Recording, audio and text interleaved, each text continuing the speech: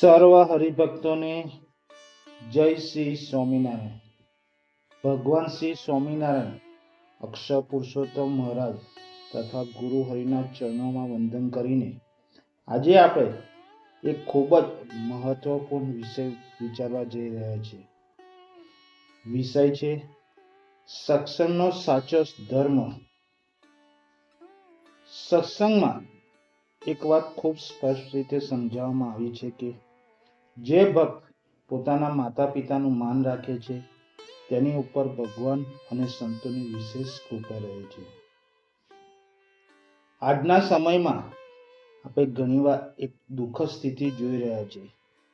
દુનિયામાં વૈભવ વધ્યું છે, પૈસા વધ્યા છે, મોટા મોટા બંગલા બન્યા છે, પરંતુ કેટલીક જગ્યાએ વડીલોનું સન્માન ઓછું થતું જાય છે.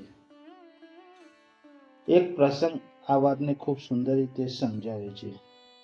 એક પરિવાર હતો, 4 દીકરા હતા. માતા પિતા ખૂબ જ સાદા અને સાધારણ જીવન જીવતા હતા. ઘર પણ નાનું હતું, માત્ર 2 રૂમ અને એક રસોઈ. પરંતુ એ નાનકડા ઘરમાં પ્રેમ, સંસ્કાર અને ત્યાગની સંપત્તિ ખૂબ મોટી હતી. માતા પિતાએ પોતાના 4 દીકરાઓને ખૂબ કષ્ટ સહન કરીને ઉછેર્યા. પોતે કષ્ટ સહન કર્યા, પરંતુ સંતાનોએ ભણાવ્યા, સંસ્કાર આપ્યા અને મોટા કર્યા. સમય પસાર થતો ગયો. દીકરાઓ મોટા થયા, કમાણી કરવા લાગ્યા. હવે દરેક દીકરાએ પોતાનો મોટો બંગલો હતો, વૈભવ અને સુખ સગવડ બધું હતું. પરંતુ દુઃખની વાત એ હતી કે 4 બંગલા હોવા છતાં માતા પિતાને રહેવા માટે યોગ્ય સ્થાન મળતું નહોતું. આજની સમાજ વ્યવસ્થાની આ એક કરુણ હકીકત છે. ક્યારેક ઘરમાં કૂતરા બિલાડા માટે અલગ રૂમ હોય છે, પરંતુ માતા પિતાને રહેવા માટે જગ્યા ન મળે. એ કેટલી દુઃખદ વાત કહેવાય. એક દીકરાએ તો પોતાના વૃદ્ધ માતા પિતાને ઘરમાં એક રૂમમાં રાખ્યા ને કહ્યું, મમ્મી પપ્પા, તમે બહાર આવતા નહીં.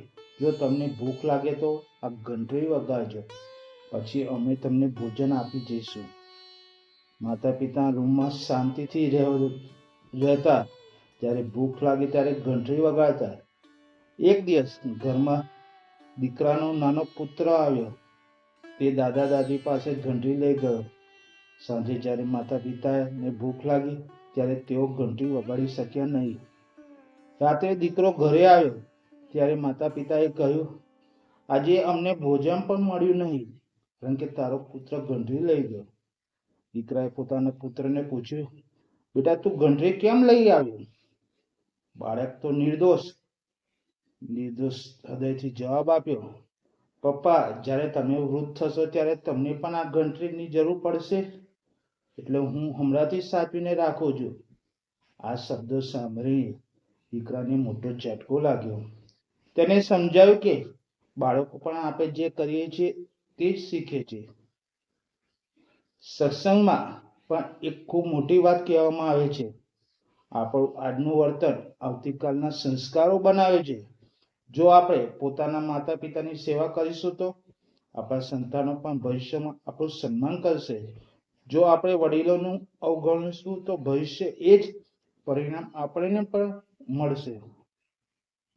આજથી સત્સંગમાં વારંવાર સમજાવવામાં આવે છે કે માતા પિતાની સેવા કરવી એ ભગવાનની સેવા સમાન જ છે. પહેલાના સમયમાં જ્યારે ઘરમાં વડીલ આવતા ત્યારે આખું ઘર શાંત થઈ જતું, કારણ કે વડીલોનું સ્થાન ખૂબ જ ઊંચું માનવામાં આવતું. તેઓ અનુભવ અને આશીર્વાદનો સ્ત્રોત હતા. પરંતુ આજકાલ ઘણા લોકો મોબાઈલ, ટીવી અને પોતાના અહંકારમાં એટલા વ્યસ્ત થઈ ગયા છે કે વડીલોનું સન્માન કરવાનું ભૂલી ગયા છે.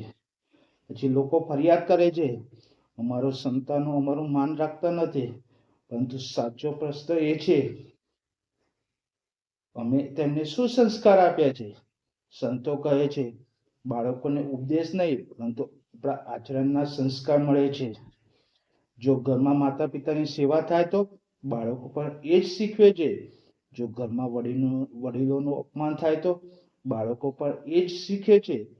આથી સત્સંગમાં એક વાત હંમેશા યાદ રાખજો, માતા પિતા ભગવાનનું જીવન સ્વરૂપ છે. તેમની સેવા કરવી એ જ જીવનની સૌથી મોટો ધર્મ છે. જ્યાં માતા પિતાનું સન્માન થાય ત્યાં ભગવાનની કૃપા, સંતોના આશીર્વાદ અને ઘરમાં શાંતિ અને સુખ વસે છે. ભગવાન શ્રી હરિ અને ગુરુ હરિની કૃપા આપ સૌ પર વરસતી રહે એ પ્રાર્થના સાથે વાણીને પૂર્ણ કરું છું. જય શ્રી સ્વામિનારાયણ.